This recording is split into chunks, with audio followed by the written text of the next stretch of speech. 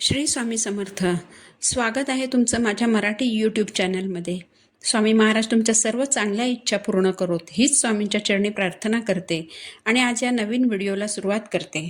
उद्यापासून दत्त जयंती सप्ताहाला सुरुवात होत आहे. दत्त जयंती निमित्ताने बऱ्याच स्वामी भक्तांना गुरुचरित्राचं पारायण करायची इच्छा असते. ज्यांना गुरुचरित्र ग्रंथाचं पारायण करणं शक्य आहे ते या ग्रंथाचं पारायण करतीलच. खरं तर दत्त जयंती निमित्ताने जर आपण गुरुचरित्राचं पारायण केलं तर त्यासारखी दुसरी सेवा नाही.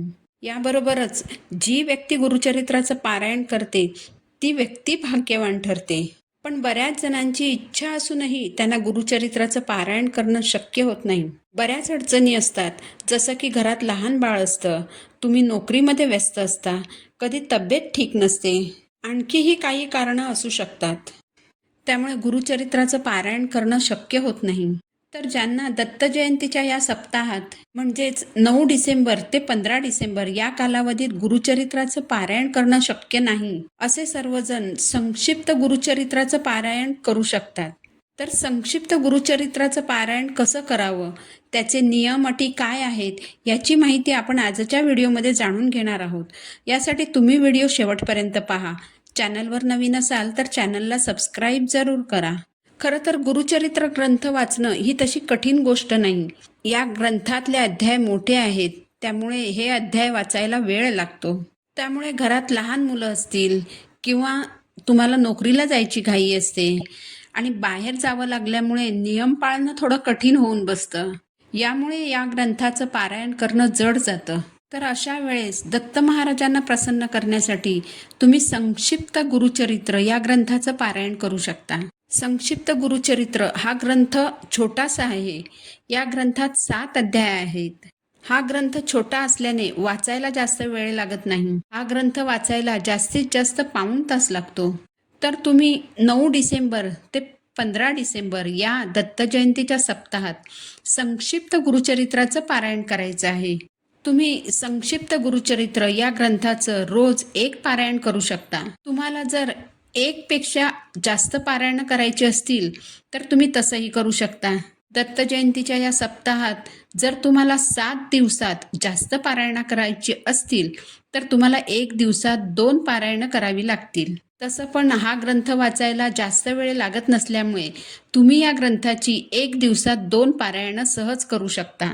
आता हा ग्रंथ कधी वाचायचा, तर तुम्ही सकाळी हा ग्रंथ वाचू शकता किंवा मग संध्याकाळी देखील तुम्ही हा ग्रंथ वाचू शकता. आता बरेच जण सकाळी उठून ऑफिसला जातात, त्यांना सकाळी वाचन करायला वेळ मिळत नाही. तर असे सर्वजण संध्याकाळी ऑफिसमधून घरी आल्यावर या ग्रंथाचं वाचन करू शकतात. संध्याकाळी घरी आल्यावर आंघोळ करून स्वच्छ वस्त्र परिधान करून पारायणाला बसायचं आहे.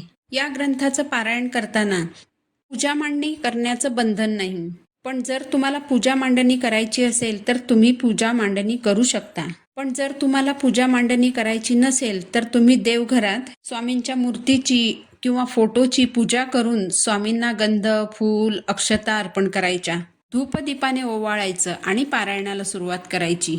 पण जर तुम्ही पूजा मांडणी करणार असाल तर एक चौरंग घेऊन त्यावर पिवळ्या किंवा लाल रंगाचं वस्त्र अंथरायचं आहे.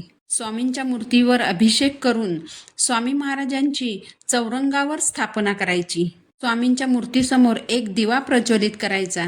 दिव्याला हळद कुंकू फूल अर्पण करून दिव्याची पूजा करायची. चौरंगावर जिथे स्वामींच्या मूर्तीची स्थापना केली असेल त्याच्या उजव्या बाजूला एक नारळ ठेवून त्या नारळाची देखील पूजा करायची.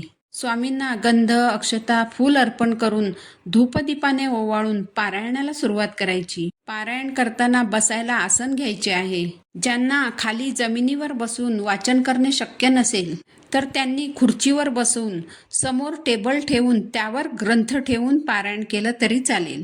संक्षिप्त गुरुचरित्राचं पारायण करताना नियम काय पाळायचे, तर मांसाहार पूर्णपणे वर्ज्य करायचा आहे. ब्रह्मचर्याचे पालन करायचे आहे. सात्विक आहार घ्यायचा आहे. तुम्हाला जर शक्य असेल तर तुम्ही कांदा लसूण विरहित आहार देखील घेऊ शकता. या ग्रंथाचं वाचन झाल्यानंतर महाराजांची आरती करायची आहे. यानंतर महाराजांना नैवेद्य दाखवायचा. तुमच्या घरात जे जेवण तुम्ही स्वतःसाठी बनवणार आहात त्याचाच नैवेद्य महाराजांना दाखवायचा आहे. तुम्ही महाराजांना दूध साखरेचा खडी साखरेचा नैवेद्यही दाखवू शकता. नैवेद्यावर तुळशीचं पान ठेवायला विसरायचं नाही. सगळ्यात महत्त्वाचा जो नियम आहे तो म्हणजे मांसाहार पूर्णपणे बंद करायचा आहे. या नियमाचं पालन करायचंच आहे. तर दत्त जयंतीनिमित्त ज्यांना मोठ्या गुरुचरित्र ग्रंथाचं पारायण करणं शक्य नाही, त्यांनी संक्षिप्त गुरुचरित्राचं नक्की पारायण करा. तुम्ही केलेल्या सेवेचं फळ स्वामी महाराज तुम्हाला देतीलच, कारण आपले स्वामी महाराज कुणाचीच जोडी रिकामी ठेवत नाहीत. आपण छोटीशी सेवा जरी केली तर महाराज आपल्याला भरभरून देतात.